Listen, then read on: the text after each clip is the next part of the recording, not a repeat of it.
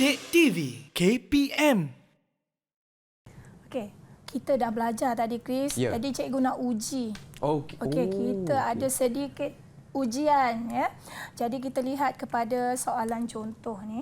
Okey. Okey. Soalan ni biasa keluar, Chris, dalam SPM. Dia memang sangat popular lah kalau Ya. untuk tajuk pengeluaran ni. Yang ni Okey? kertas 1, kertas 2. Ini biasanya ada, boleh jadi kertas 1 pun, okey. boleh jadi kertas 2. Tapi Faham. untuk yang sekarang ni kita akan fokus kepada kertas 2. Okey. Kita lihat kepada soalan dia, Chris. Jadual di bawah berkaitan dengan fungsi pengeluaran jangka pendek. Sekali lagi cikgu tanya, Chris, kenapa Ya. kita panggil jangka pendek? Sebab ada satu input tetap, cikgu. Ya, bagus. Okey, Okey. kita lihat kepada soalan tu, dia dah sediakan jadual, ada input tetap, ada input berubah, ada keluaran, jumlah keluaran, keluaran purata dan keluaran marginal. Okey, jadi soalan 1. Hitungkan nilai P dan Q, 4 markah. Biasa kalau dalam kertas 2 bahagian A, kalau ada perkataan hitungkan, Ya. cikgu biasa ajar anak-anak murid, kita kena gariskan lah. Sebab Gariskan. hitungkan tu biasanya ada markah untuk jalan kerja. Oh, okey, faham. Jadi soalan ni ada 2 markah, cikgu? Ada 4 markah. Oh, 4 Chris. markah. Okey, Okey. 4 markah. Okey, maksudnya 2 markah untuk nilai P dan 2 markah untuk Q. Chris Okey. nak buat yang mana satu? Okey, Chris nak buat nilai P lah, cikgu. Boleh? Okey, boleh. Okey, keluaran purata sama dengan jumlah keluaran bahagi dengan input berubah. Okey. Jadi, kalau kita nampak di sini, jumlah keluaran dia 480. Lepas tu bahagi dengan input berubah, iaitu 4. Jadi, P ialah 120 unit. Okey. Betul tak, cikgu? Okey, memang cemerlang lah. Yes! Ya? Okey, Okey. jadi cikgu bagi 1 markah untuk jalan kerja Okey, 1 markah. dan 1 markah lagi untuk nilai. Jawapan dia. Nilai Oh, okey, Chris faham. jawab apa tadi? 120 unit. Ya, bagus. 120 okey. unit. Ya, jadi ada jalan kerja, ada jawapan akhir. Jadi Okey. dapat 2 markah. Okey, nak buat lagi ke yang Q tu? Nak buat, cikgu? Nak dapat lebih markah? Okey. Cuba buat. Okey, untuk nilai Q pula, keluaran marginal sama dengan perubahan jumlah keluaran bahagi dengan perubahan input berubah. Okey. Okey, jadi kita kena ambil ni 330 tolak dengan 180 bahagi dengan 3 tolak dengan 2. Jadi jawapan Chris dapat ni 330 tolak 180 bahagi dengan 1. Jawapan dia adalah 150 unit, cikgu. Memang terbaik, Chris, ya. Okey, Dapat- memang dapat 2 cemerlang, markah. memang cemerlang. Okey, kita tengok jawapan dia. Betul tak Okey. dua-dua? Nilai P. Okey, nilai P betul tadi 120 unit. Kemudian kita ada nilai Q 150 unit. Okey, Yes! bagus-bagus. Terima kasih, cikgu. Okey. Dah 4 markah. Okey, 4 markah ya. Okey. Okey, sekarang kita lihat kepada soalan yang kedua. Okey. Okey, soalan ni Chris rasa senang ke susah? Nampak macam susah lah, cikgu. Ya ke? Ada 3 sub-topik kat sana, 3 soalan sana. Buruh 0 sampai 3, buruh 3 sampai 4. Okey ya. Kalau kita dia sebenarnya soalan macam ni dia ada 2 cara. 2 cara, okey. Dia ada 2 bentuk biasa soalan akan ditanya. Okey, macam soalan yang ada dalam slide ni, Ya. dia dah ada julat buruh tu. Maksudnya dia dah bagi siap-siap berapa julat buruh tu. Buruh 0 hingga 3. Kadang-kadang dalam exam tak diberi. Oh, faham. Yang Jadi tu lebih kita susah sikit. bila kita jawab, kita kena tengok pada kehendak soalan. Okey, cikgu. Tapi jangan susah hati. Okey, kita lihat soalan dia. Baik, cikgu. Jelaskan hubungan antara buruh dengan keluaran purata dan keluaran marginal. Jadi kita gariskan hubungan gariskan. antara buruh, Buruh, kemudian keluaran purata dan keluaran marginal. Okey, sebab dekat sini pun ada jumlah keluaran. Jadi kita tak nak buat hubungan tu. Dalam soalan dia tak nak minta jumlah keluaran. Faham. Jadi seterusnya kita pergi kepada soalan A. buruh 0 hingga 3. Okey, apa kita buat, Chris? Biasa cikgu ajar anak-anak murid, apabila dapat soalan macam ni, kita buat kaedah yang paling senang sekali. Okey. Kita gariskan. Gariskan daripada julat buruh 0 hingga 3, kita gariskan di bawah 3 tu. Okey, kemudian kita tandakan. Okey, kita lihat keluaran purata. Chris tengok, meningkat ke menurun? Dia semakin meningkat, cikgu. Okey, jadi kita buat anak panah meningkat.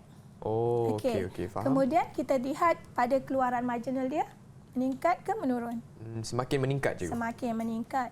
Kemudian satu lagi teknik ialah bila kita belajar tajuk keluaran, kebiasaan Filma akan mencari keluaran yang paling maksimum. Jadi dalam julat tu, rasa-rasa Chris ada tak yang maksimum? Ada, cikgu. Untuk keluaran purata ya? Untuk keluaran purata maksimum ke? Maksimum dia 110? Bukan. Oh, bukan. Okey, kita lihat kepada keluaran marginal dia. Oh, okey. Berapa maksimum? 150, cikgu. Okey, bagus. Sekarang kita bulatkan. Oh. Okey, bulatkan untuk 150. Jadi sekarang kita boleh jawab. Cikgu, tunjuk dulu macam mana kita nak menjawab untuk A. Okey. Kita menjawab keluaran purata meningkat, keluaran marginal meningkat, dapat 2 markah dah. Okey, kemudian kita sebut lagi keluaran marginal maksimum pada buruh ketiga. Oh, okey. Jadi kita dapat di situ 3 markah, maksimum 2 markah. Faham. Jadi lebih senanglah selepas kita dah label jadual tu, cikgu. Ya, kita dah buat macam ni. Senang nak nampak. Senang nak nampak dan tak akan membuat kesilapan. Okey, faham. Okey, sekarang kita pergi kepada B. B. Julat buruh dia ialah 3 hingga 4. Jadi kita gariskan. Gariskan. Okey. Kemudian 3 hingga 4. Garisan warna kuning tu. Okey, cuba Chris tengok apa berlaku pada keluaran purata. Keluaran purata meningkat, cikgu. Keluaran purata meningkat. 110 meningkat ke 120. Selepas tu untuk keluaran marginal pula dia menurun. Okey, keluaran marginal menurun. Kemudian kita lihat ada tak yang tanda maksimum kat situ untuk keluaran purata. Maksimum dalam range tersebut. Ada 120, cikgu. Okey, 120. Kita bulatkan. Okey, macam tu. Sekarang Chris dah boleh jawab. Okey, jadi keluaran purata meningkat. Okey. Keluaran marginal menurun. Okey. Dan keluaran purata maksimum pada buruh keempat. Betul ke, cikgu? Ya. Iaitu berapa? Iaitu 120.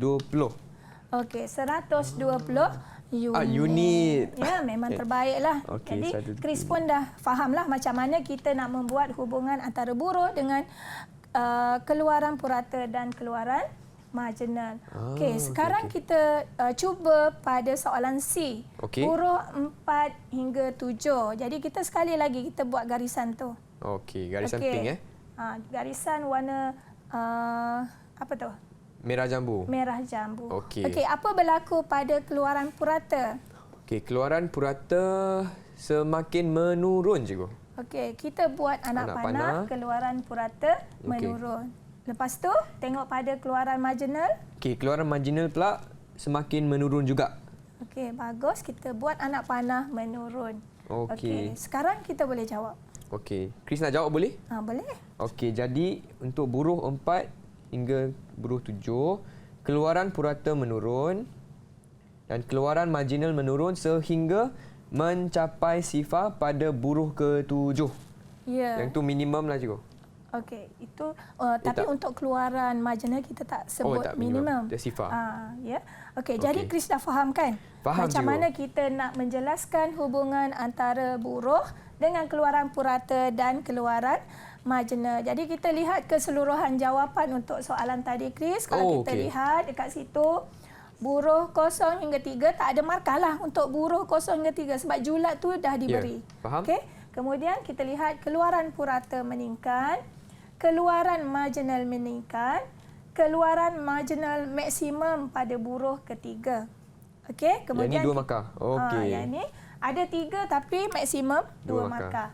Okey, kemudian kita lihat pada buruh 3 hingga 4, keluaran purata meningkat, keluaran marginal menurun, kemudian keluaran purata maksimum pada buruh keempat. Yes, betul. Kemudian yang ini sebab kita dah jawab tadi, kalau kita tak buat pun tak apa. Yang bawah sekali tu, keluaran marginal maksimum pada buruh ketiga.